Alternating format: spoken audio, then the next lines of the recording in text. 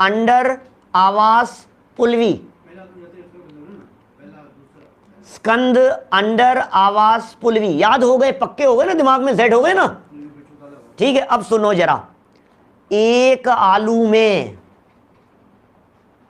आलू में असंख्यात लोक प्रमाण तो स्कंद हैं। पहले मेरे से सुन लो, फिर सुनने के बाद मैं यहां पढ़ दूंगा, फिर सब बातें समझ में आ जाएगी। अब जरा समझना,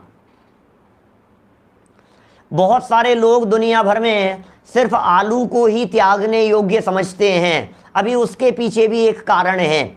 उसके पीछे कारण ये है कि आलू सबसे सस्ता आता है, आलू सबसे ज़्यादा बन जाता है, सब बहुत जगह पर उग जाता है, सहज सुलभ है, आलू 12 महीने आता है। क्या एक साथ ला करके रख दो, आलू सड़ता नहीं है, खराब नहीं होता है, आलू चलता है बहुत लंबे समय तक, ला करके रख दिया जाता है, 12 महीने चलता है, और आलू के माध्यम से अनेक प्रकार की चीज़ें बना दी जाती है। इसलिए कहा कि भाई आलू छोड़ दिया तो कम से कम 12 महीने के पाप से तो बचेगा। गाजर आएगी तो 2 महीने खाता है, मूली आएगी तो 2 महीने खाता है। समझ में आई बात?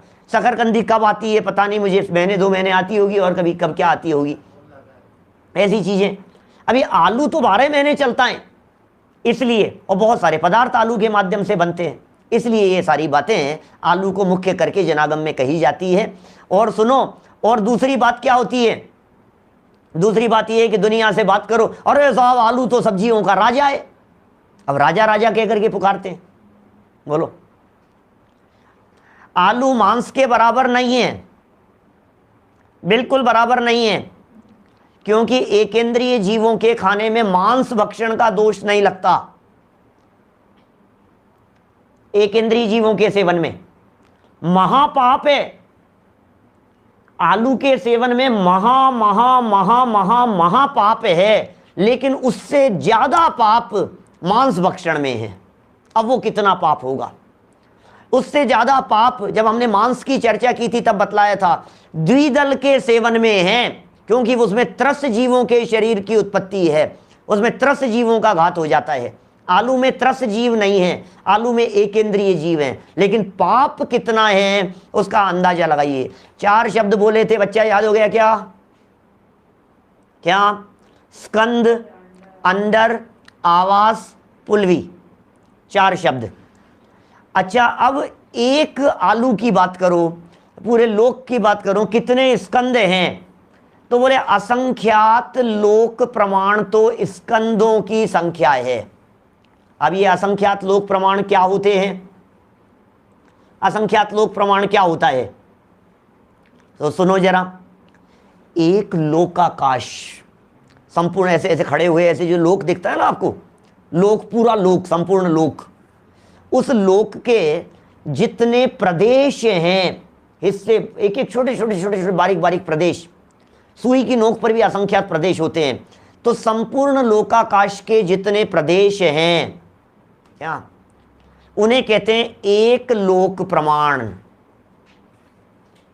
शब्द थोड़े से पारिभाषिक हैं, लेकिन 2-4 मिनट लगेंगे, धैर्य पूर्वक एक बार समझने की कोशिश करना। ने वाले 4 शब्द आपको याद हो गए हैं, थोड़ा सा समझा रहा हूं मोटा मोटा, यही समझना। लोक प्रमाण समझ में आ गया? लोक प्रमाण क्या है? लोकाकाश के जितने प्रदेश हैं उसका नाम है लोक प्रमाण। क्या? जितना लोकाकाश है उसके प्रदेशों का नाम है लोक प्रमाण। यह है एक लोक प्रमाण। अब एक लोक प्रमाण ऐसे डबल करो तो 2 लोक प्रमाण, ऐसे 10 कर लो तो 10 लोक प्रमाण, ऐसे 100 कर लो तो 100 लोक प्रमाण, ऐसे असंख्यात करो तो असंख्यात लोक प्रमाण। This is counting. काउंटिंग की चर्चा चल रही है, कैलकुलेशन की बात चल रही है। कितने हो गए? असंख्यात लोक प्रमाण क्या है? स्कंद। क्या शब्द दिया? पहला शब्द, 4 शब्दों में से पहला शब्द। असंख्यात लोक प्रमाण है स्कंद। अब उन स्कंदों में से एक स्कंद को पकड़ा,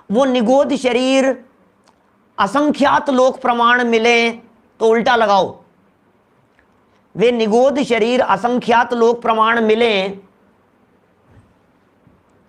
तो एक होगी पुलवी, असंख्यात पुलवियों को मिलाओ तो एक होगा आवास, असंख्यात आवास को मिलाओ तो एक होगा अंडर, असंख्यात लोक प्रमाण अंडर को मिलाओ तो एक होगा स्कंद, और ऐसे असंख्यात लोक प्रमाण स्कंद का समूह है एक आलू।